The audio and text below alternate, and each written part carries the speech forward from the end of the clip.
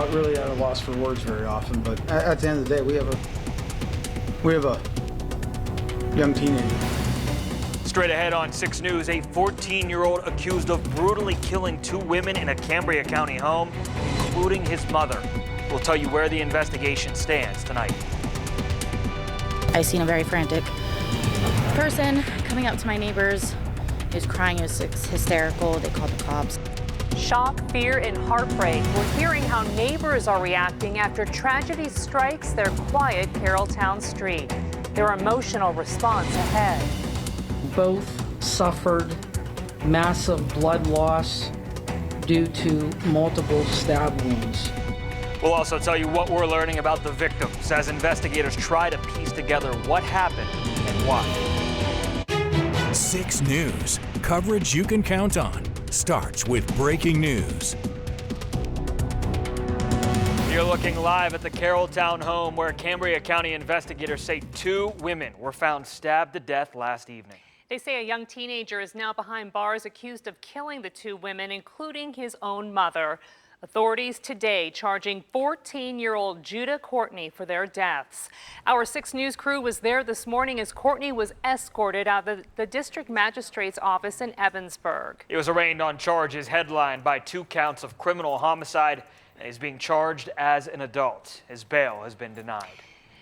We have team coverage for you tonight as this investigation continues to unfold. Our Bailey Wojcik is sharing what investigators and neighbors are saying about the victims. And Emily Marinas has reaction from some in the community who are shocked by this happening in their close-knit town. But first, we start with Brock Owens, who tells us what's being revealed so far in the investigation. Brock? Jed and Sean, I'm in front of the Cambria County Prison, which is where 14-year-old Judah Courtney is being held, according to authorities. Investigators say the teen killed multiple women, including his mother, by stabbing them multiple times. Officials say they were called to the home that Courtney and the 2 victims lived in along Flick Avenue in Carrolltown around 5:30 Monday evening for a welfare check. Investigators say Judah Courtney spoke with a neighbor shortly after, allegedly killing Olivia Courtney and Ashley Cook, leading to the call to police. And Cambria County District Attorney Greg Niebauer says there were 3 bloody knives found at the home. At least 2 of them are believed to be used by Judah Courtney. Niebauer says it isn't known right now if the last one was also used by Courtney or if it may have been used by one of the victims.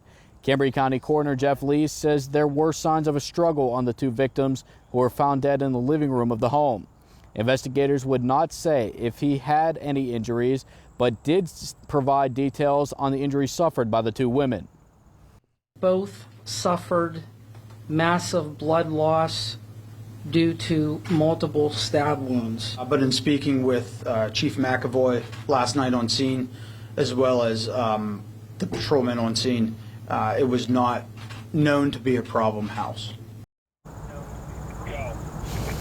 In charging documents, police say that Courtney allegedly admitted to the killing to them and allegedly sent a video to a friend over social media.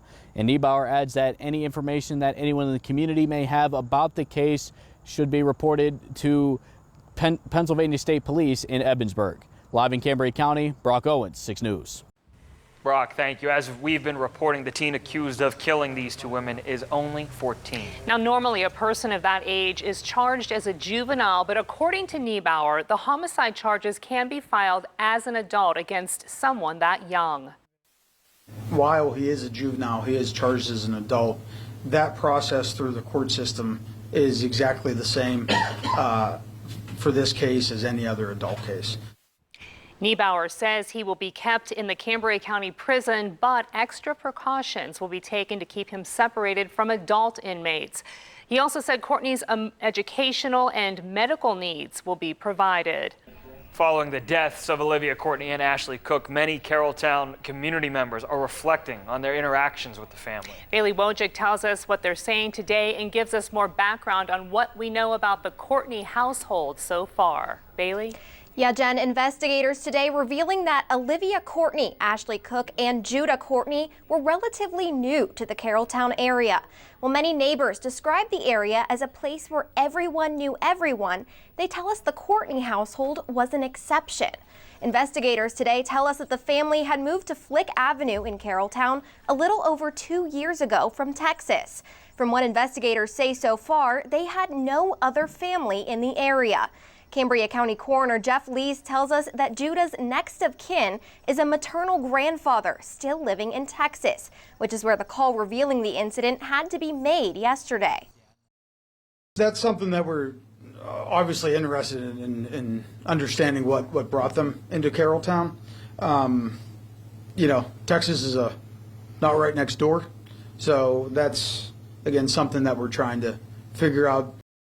Meanwhile, neighbors tell us that while the family had been living in the tight-knit Carrolltown neighborhood for several years, they were rarely seen. Cambria County District Attorney Greg Niebauer saying today that the Carrolltown neighborhood is, quote, pretty nice, with many neighbors socializing and walking their dogs as police drove up to establish the crime scene yesterday.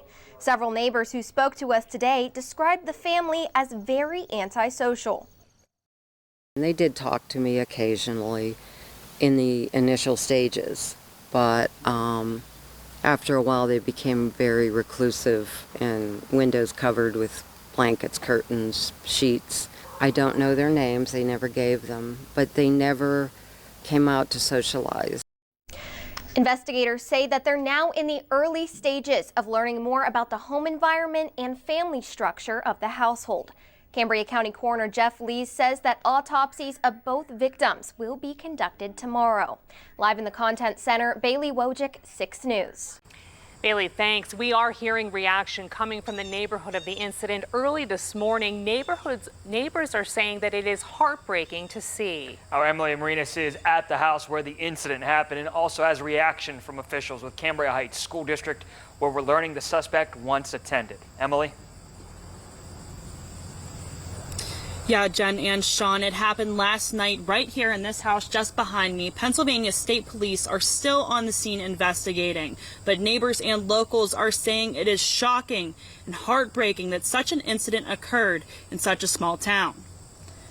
One neighbor says Courtney's mother was very nice. She says neighbors and people throughout the Carrolltown area are very shocked with the news because things like this do not happen very often. Another neighbor told 6 News this morning that they almost expected something like this to happen.